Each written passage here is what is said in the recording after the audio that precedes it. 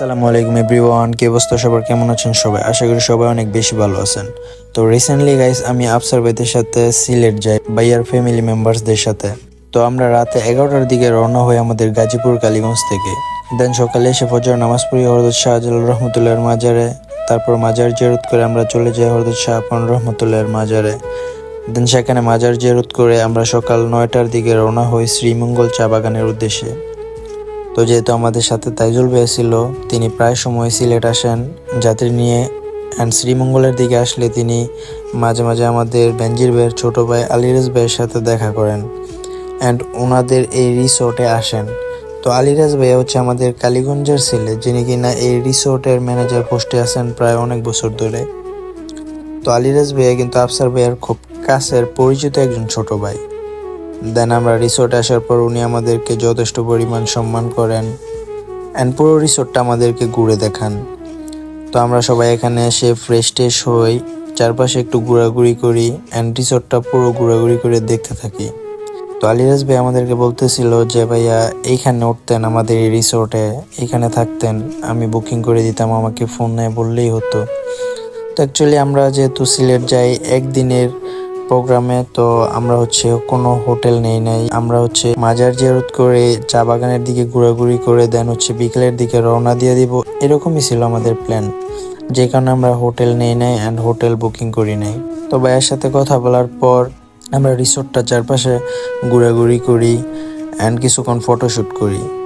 তো রিসোর্টটা অনেক বেশি সুন্দর ছিল অ্যান্ড অনেক নিলিবিলি ছিল। দেন এখানে একটা কিউট দোলনা ছিল, এখানে আমি আর ভাইয়া বসে কিছুক্ষণ দোলনাতে দোল খাই অ্যান্ড কিছুক্ষণ ফটোশ্যুট করি। তারপর আমরা চলে যাই বিলের ভিতরে। তো এখানে আপু বাগিনা আরও যারা যারা ছিল সবাই হচ্ছে ফ্রেশ ট্রেশ হইতেছিল ভিতরে। তো আমরা রিসোর্টের ভিতরে মোটামুটি অনেকক্ষণ ঘোরাঘুরি করলাম। তারপর হচ্ছে আমরা চলে যাই বিলের ভিতরে। এটা হলো ড্রয়িং রুম।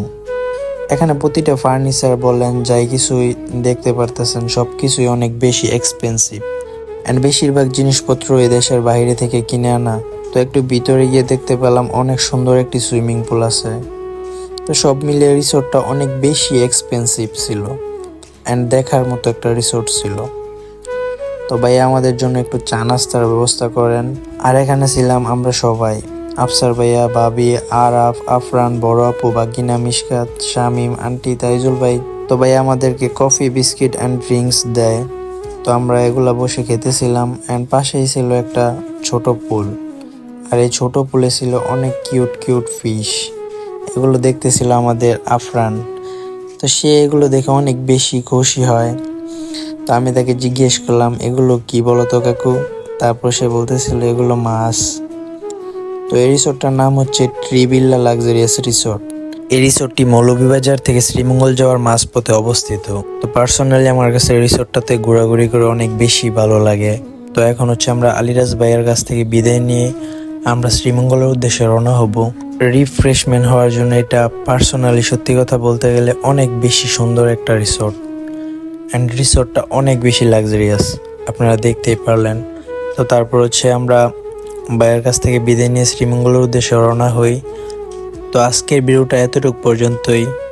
সবাই ভালো থাকবেন, সুস্থ থাকবেন, দেখা হবে নেক্সট ভিডিওতে। আল্লাহ হাফেজ।